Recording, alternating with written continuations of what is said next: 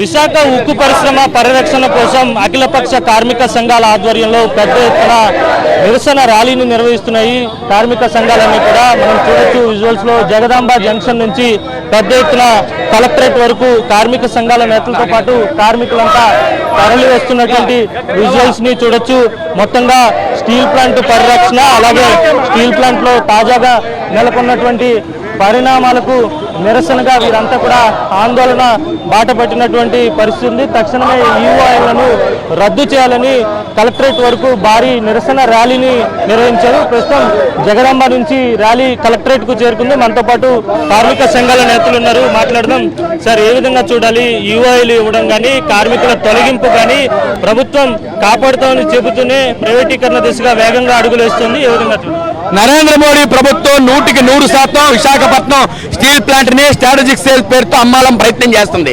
చంద్రబాబు నాయుడు గారు గతంలో ఎన్నికల్లో పోటీ చేసే ముందు మేము అధికారంలోకి వస్తే స్టీల్ ప్లాంట్ ని కాపాడుతాం, రక్షిస్తాం, 100% దీనికి కట్టుబడి ఉంటామని పవన్ కళ్యాణ్ గారు చంద్రబాబు నాయుడు గారు చెప్పారు. కానీ ఏరు దాటిన తర్వాత ఓడమల్లయ్య బోడిమల్లయ్యలాగా ఈ రోజున మొత్తం అధికారంలోకి వచ్చిన తర్వాత ప్యాకేజీ ఇచ్చామని పేరు చెప్పి ఈ రోజు మొత్తం స్టీల్ ప్లాంట్ మొక్కలు చేసి అమ్మకానికి పెట్టారు. దీన్ని మేము పూర్తిగా వ్యతిరేకిస్తున్నాం.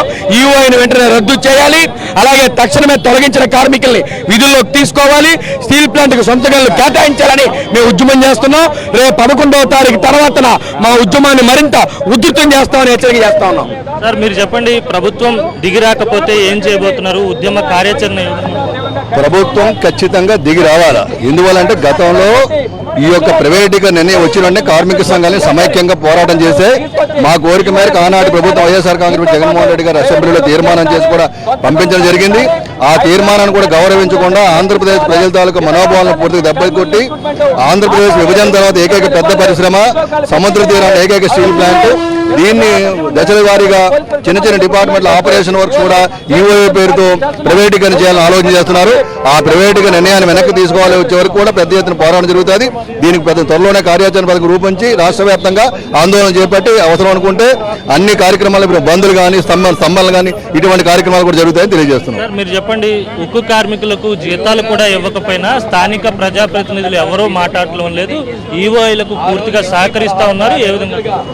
గాజువాక ఎమ్మెల్యే పల్లా శ్రీనివాసరావు గారికి, విశాఖపట్నం ఎంపీ భరత్ గారికి వీళ్ళకి స్టీల్ ప్లాంట్ ప్రయోజనాలు, స్టీల్ ప్లాంట్ కార్మికుల ప్రయోజనాలు పట్టట్లేదు. వీళ్ళు ఓట్లేసి గెలిపించిన ప్రజల ప్రయోజనాలు పట్టట్లేదు. వీళ్ళ పదవులు ఎలా కాపాడుకోవాలి, అధికారాన్ని కాపాడుకోవాలి, మోడీ ప్రభుత్వం ఏదో భజన చేయాలి. ఇది తప్ప కార్మికుల కోసం పట్టించుకునే పరిస్థితి ఉండడం లేదు. ఎందుకంటే కేంద్రంలో మోడీ ప్రభుత్వం వైజాగ్ స్టీల్ ప్లాంట్ ని ఈఓఐ పేరు మీద ముక్కలుగా చేసి ప్రైవేట్ అప్పచెప్తుంటే వాళ్ళు సపోర్ట్ చేస్తారు. వీళ్ళు అంతకంటే దోహం కావాలి. మాకు అధికారం ఇవ్వండి, మమ్మల్ని గెలిపిస్తే స్టీల్ ప్లాంట్ ప్రభుత్వంలో కాపాడుతామని చెప్పని ఎన్నికలు హామీ ఇచ్చి ఈరోజు ఎన్నికల్లో విజయం సాధించిన తర్వాత స్టీల్ ప్లాంట్ అమ్మేదాని కోసం మోడీ ప్రభుత్వంతో కంకర కలుపుకున్నారు. వీళ్ళు కూడా అందుకో దోహం కూడా ఉంది. ఖచ్చితంగా ఎప్పటికైనా సరే పల్లా శ్రీనివాసరావు ఎంపీ భరత్, వీరితో పాటు చంద్రబాబు నాయుడు గారు, పవన్ కళ్యాణ్ గారు వెంటనే జోక్యం చేసుకుని వైజాగ్ స్టీల్ ప్లాంట్ రాష్ట్రం కోసం పూనుకోవాలి. నిర్వాస ఉద్యోగాలు ఇవ్వాలి, ఈఓఐని రద్దు చేయించాలి. అన్యాయంగా తగ్గుతున్నటువంటి 5,000 మంది కాంట్రాక్ట్ కార్మికులు విధుల్లో తీసుకోవాలి. కొత్త కార్మికుల రిక్రూట్మెంట్ ఇతర రాష్ట్రాల వారిని ఆపించాలి. మీరు ప్రజాస్వామ్యం అన్నారు. ఏం ప్రజాస్వామ్యం అండి? ఏం ప్రజాస్వామ్యం మీరు కాపాడుతున్నారు? మీరు స్టీల్ ప్లాంట్ లో 5 సంవత్సరాల నుంచి ఎంప్లాయీస్, కాంట్రాక్ట్ కార్మికులు కోరపాలెం జంక్షన్ లో శిబిరం వేసి నిరాదీక్షలు చేస్తుంటే, నిరసన వ్యక్తం చేస్తుంటే స్టీల్ ప్లాంట్ రక్షణ కోసం మీరు అధికారులు చేస్తుందంటే టెంట కూల్చేస్తారా? మళ్ళీ టెంట్ వేసుకుంటామని చెప్పి పోలీసులు అడ్డుకట్టు వేస్తారా? ఇదే ప్రజాస్వామ్యం, ఇదే ప్రజాస్వామ్యం కాపాడడం. మీరు ఎన్నికల ముందు చెప్పేదానికి చేస్తున్న దానికి విరుద్ధంగా ఉంది. మీరు చర్యలు ఆపకపోతే ప్రభుత్వం శాస్త్రని హెచ్చరిస్తూ ఉన్నాం. సార్, కాంట్రాక్ట్ కార్మికులను తొలగించి కొత్త వారిని ఇతర రాష్ట్రాల నుంచి తీసుకొచ్చి పెట్టుకోవడమే కాకుండా స్థానికులు పొట్టగొట్టేటువంటి ప్రయత్నం జరుగుతుంది. ప్లాంట్ ప్రైవేటీకరణ దిశగా వేగంగా తీసుకెళ్తున్నారు. భవిష్యత్ కార్యాచరణ ఏ విధంగా ఉండబోతుంది? ఏ విధంగా పోరాటం ఇవాళ విశాఖపట్నం స్టీల్ ప్లాంట్ కేంద్రంలో ఉన్నటువంటి రాష్ట్ర ప్రభుత్వం ఎన్డీఏ కూటమి ఆంధ్రులకి తీవ్రమైన అన్యాయం చేస్తుంది.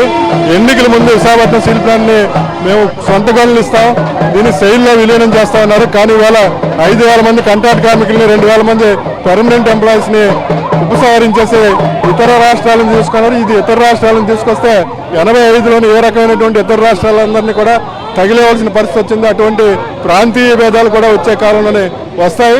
తప్పకుండా ఈ ఉద్యమం అనేది సాగుతుంది. రేపు 11వ తారీఖు జరిగేటువంటి ఆంధ్ర రాష్ట్రంలోని మొత్తం అమరావతిలోని అన్ని రాజకీయ పార్టీలతో సమావేశం జరుగుతుంది. అలాగే విశాఖ నగరంలో కూడా రేపు జరుగుతుంది. ప్రజా పోరాటం కింద దీన్ని తీసుకెళ్లి ఎన్డీఏ కూటమి ఈ యొక్క విధానం మీరు ఏదైతే హామీ ఇచ్చారో హామీని ఉపసంహరించుకొని ఈ 5,000 మంది కాంట్రాక్ట్ లేబర్ని తీసుకోవాలి, శైలిలో విలీనం చేయాలి. స్టీల్ ప్లాంట్ కార్మికుల జీతాలు అన్ని కూడా ఉత్పత్తి వచ్చిన జీతాలు ఇవ్వకపోవడం అనేది, 12 గంటలు పని చేయించుకోవడం అనేది ఎక్కడ దుర్మార్గమైనటువంటి పని చేస్తున్నారు. ఇటువంటి పనిని మీరు ఉపసంహరించుకుని చట్టాలను అమలు చేయడం లేదు. చట్టాలకు వ్యతిరేకంగా కూడా మేము పోరాడతాం. మీరు చెప్పండి, రాష్ట్ర ప్రభుత్వం కేంద్రంపై ఏ విధంగా ఒత్తిడి తీసుకురావాలంటారు, ఏం చేస్తారు? ఇప్పుడు గత ఎన్నికల ముందు తెలుగుదేశం గవర్నమెంట్ ఇదే ఎవరైతే ఎమ్మెల్యే ఉన్నారో ఆ రోజు ఆమరణ నిరాహార దీక్షలో కూర్చున్నారు. విశాఖ ఉక్కును మేము కాపాడుతా ఉన్నారు. గెలిచిన తర్వాత 15 నెలలు అవుతుంది. దీని మీద తప్పుడు ప్రకటనలు చేస్తున్నారు. ఓ పక్క మొన్న వచ్చి పవన్ కళ్యాణ్ ఇక్కడ 3 రోజులు అనేది మీటింగ్లు పెట్టారు. మీటింగ్లు పెట్టి ఈరోజు విశాఖ ఉక్కు అనేది మా వల్లే ఆగింది అనేది చెప్తున్నారు. 11,400 కోట్లు ఇచ్చింది రాష్ట్ర ప్రభుత్వం, 2,600 కోట్లు, 14,000 కోట్లు ఇచ్చామని చెప్తున్నారు. ఈరోజు అప్పులు తీర్చడానికే సరిపోవట్లేదు. వీఆర్ పేరు మీద ఈరోజు 2,000 మందిని పైకి పంపించారు. 5,000 మందిని కాంట్రాక్ట్ వర్కర్ని విధుల్లో తొలగించారు. రెండోది కొత్త వాళ్ళని అనేది తెచ్చి వేసుకుంటున్నారు. సెంటిమెంట్తో వచ్చిన విశాఖ ఉక్కు ప్రాణత్యాగాలు చేసి 32 మంది బలిదానమై విశాఖ ఉక్కుని కాపాడితే సరే లేదు అనుకుంటే పెద్ద ఎత్తున ఆందోళన పోరాటాన్ని ఉధృతి చేస్తామని ఇక్కడ ఉన్న కూటమి ప్రభుత్వానికి హెచ్చరిస్తున్నాం. ఇది మొత్తం మీద రాష్ట్ర ప్రభుత్వం కేంద్రంపై ఒత్తిడి తీసుకురావాలి. స్థానిక ప్రజాప్రతినిధులు స్టీల్ ప్లాంట్ కార్మికులు పడుతున్నటువంటి కష్టాలపై స్పందించి కేంద్రంపై ఒత్తిడి తీసుకొచ్చి విశాఖ ఉక్కు పరిశ్రమను పరిరక్షించాలని పెద్ద ఎత్తున కార్మిక సంఘాలని డిమాండ్ చేస్తున్నాయి. మనం విజువల్స్ లో చూడొచ్చు. కలెక్టరేట్ ముందు కార్మిక సంఘాల నేతలంతా కూడా బైఠాయించి పెద్ద ఎత్తున కేంద్ర రాష్ట్ర ప్రభుత్వాలకు వ్యతిరేకంగా నినాదాలు చేస్తున్నటువంటి విజువల్స్ ను కూడా మనం గమనించవచ్చు. అందరూ కూడా రోడ్డుపైనే బైఠాయించి ఉక్కు పరిరక్షణ కోసం నడుం బిగించినటువంటి విజువల్స్ ను కూడా మనం చూడొచ్చు. పెద్ద ఎత్తున వీరంతా పోరాటానికి సిద్ధమవుతున్నారు. ఇప్పటికే పోరాట కార్యాచరణను అఖిలపక్ష కార్మిక సంఘాలు ప్రకటించాయి. ఈ నెల 11వ తేదీన రాష్ట్ర వ్యాప్తంగా ఉన్నటువంటి అన్ని జిల్లా కేంద్రాల్లో కూడా పెద్ద ఎత్తున అఖిలపక్ష సమావేశాలు నిర్వహించాలని కూడా నిర్ణయించుకున్నారు. పెద్ద ఎత్తున పోరాటానికి వీరంతా కూడా సిద్ధమైనటువంటి పరిస్థితి. ఎప్పటికైనా రాష్ట్ర ప్రభుత్వం స్పందించాలి, కేంద్రంపై ఒత్తిడి తీసుకొచ్చి విశాఖ ఉక్కు పరిశ్రమను కాపాడాలని వీరంతా కూడా డిమాండ్ చేస్తున్నారు. వీడియో శంకర్తో కలిసి అనిల్, సాక్షి టీవీ, విశాఖ కలెక్టరేట్.